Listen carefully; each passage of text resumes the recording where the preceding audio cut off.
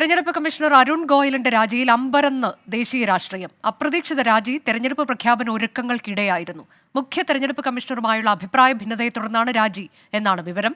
വിഷയത്തിൽ രൂക്ഷ വിമർശനവുമായി പ്രതിപക്ഷ പാർട്ടികൾ രംഗത്തെത്തി. BJP ടിക്കറ്റിൽ മത്സരിക്കാനാണോ രാജിയെന്ന് കോൺഗ്രസ് വക്താവ് ജയറാം രമേശ് ചോദിച്ചു. പുതിയ അംഗങ്ങളെ തീരുമാനിക്കാനുള്ള സമിതി യോഗം അടുത്തയാഴ്ച ചേരും. RK തുടരുന്നുണ്ട്. RK, തെരഞ്ഞെടുപ്പ് പ്രഖ്യാപനം എന്നാണ് തീയതി എന്നൊക്കെയുള്ളത് ഈ ആഴ്ച അവസാനം ഒരുപക്ഷെ ഉണ്ടാകാൻ ഇടയുണ്ട് എന്ന അഭ്യൂഹങ്ങൾക്കിടെയാണ് ഇന്നലെ അപ്രതീക്ഷിതമായൊരു രാജിയുണ്ടായത്.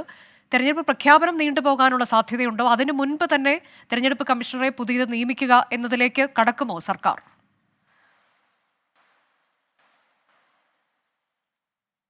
അനുജ, ഈ തെരഞ്ഞെടുപ്പ് കമ്മീഷണർമാരുടെ എണ്ണം ഈ തെരഞ്ഞെടുപ്പ് പ്രഖ്യാപനത്തിന് നിലവിലുള്ള സാഹചര്യത്തിൽ ബാധകമല്ല എന്ന വ്യവസ്ഥ ഉണ്ട്. അതുകൊണ്ട് തന്നെ തെരഞ്ഞെടുപ്പ് പ്രഖ്യാപന നടപടികളുമായിട്ട് മുന്നോട്ട് പോകുന്നു എന്നുള്ളതാണ് ഇപ്പോൾ നമുക്കറിയാൻ സാധിക്കുന്നത്.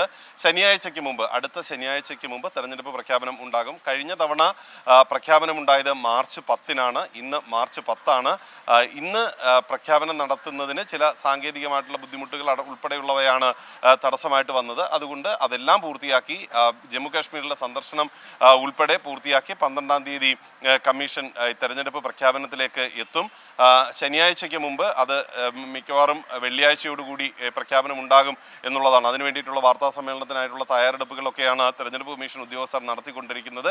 ഏതായാലും ഈ വിഷയവുമായി ബന്ധപ്പെട്ട കേന്ദ്ര സർക്കാരിൻ്റെ ഭാഗത്ത് നിന്ന് വളരെ ശക്തമായിട്ടുള്ള നടപടികൾ ഉണ്ടാകുന്നുണ്ട്. 2 പേരെ തെരഞ്ഞെടുപ്പ് കമ്മീഷനിൽ ഒഴിവ് വന്നിരിക്കുന്ന സാഹചര്യത്തിൽ ആ ഒഴിവുകൾ നികത്താൻ വേണ്ടിയിട്ടുള്ള സമിതി യോഗം വിളിക്കുന്നത് ഉൾപ്പെടെയുള്ള നടപടികളിലേക്കാണ് കടന്നിരിക്കുന്നത്. ആ സമിതിയുടെ യോഗം ഈ ആഴ്ച തന്നെ ഉണ്ടാകും എന്നാണ് ലഭ്യമാകുന്ന വിവരം. സുപ്രീം കോടതിയുടെ എതിർ പരാമർശത്തിനെ തുടർന്ന് വലിയ രീതിയിൽ വിമർശനം നേരിട്ടിട്ടുള്ള കമ്മീഷണറാണ് അരുൺ ഗോയൽ. അദ്ദേഹത്തിന് മുഖ്യ തെരഞ്ഞെടുപ്പ് കമ്മീഷണറുമായിട്ട് ഉണ്ടായ ആശയ ഭിന്നത മൂലമാണ് അദ്ദേഹം രാജിവെച്ചിരിക്കുന്നത് എന്നാണ് ഇപ്പോൾ അറിയാനായി സാധിക്കുന്നത്. ഏതായാലും മറ്റ് പ്രതിപക്ഷ പാർട്ടികൾ രൂക്ഷമായിട്ടുള്ള വിമർശനവുമായിട്ടാണ് ഈ സാഹചര്യത്തിൽ രംഗത്തെത്തുന്നത്. കോൺഗ്രസിന്റെ ഭാഗത്തു നിന്നുള്ള വിമർശനം ഏറെ ശ്രദ്ധേയമാണ്. കോൺഗ്രസ് പറയുന്നത് തെരഞ്ഞെടുപ്പിൽ മത്സരിക്കാനാണോ ഈ രാജി എന്ന് പോലും ചോദിച്ച് വിമർശിക്കുന്ന ഒരു നിലയാണ് കോൺഗ്രസിന് ഉള്ളത്. എന്നാൽ തെരഞ്ഞെടുപ്പ് കമ്മീഷൻ ഔദ്യോഗികമായിട്ട് ഈ രാജിയോട് പ്രതികരിച്ചിട്ടില്ല. അനുജ.